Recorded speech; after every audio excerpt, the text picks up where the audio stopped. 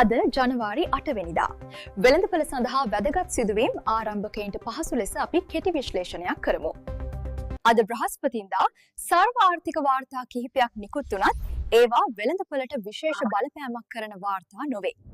අද යුරෝ කලාපයේ විරැකියාව සහ නිෂ්පාදක මිල ගණන් වාර්තා එක්සත් ජනපදයේ ආරම්භක රැකියා විරහිත හිමිකම් නිකුත් වේ.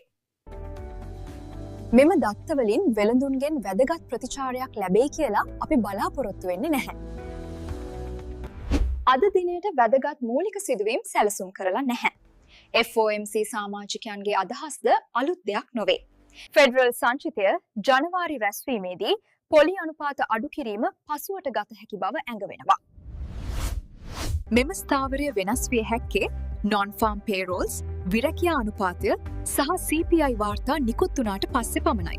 අද දිනේ යුරෝ සහ පවුම් තවදුරටත් පහළ යා හැකි නමුත් ඩොලරයට නව ශක්තිමත් හේතු තවමත් නොපෙනේ.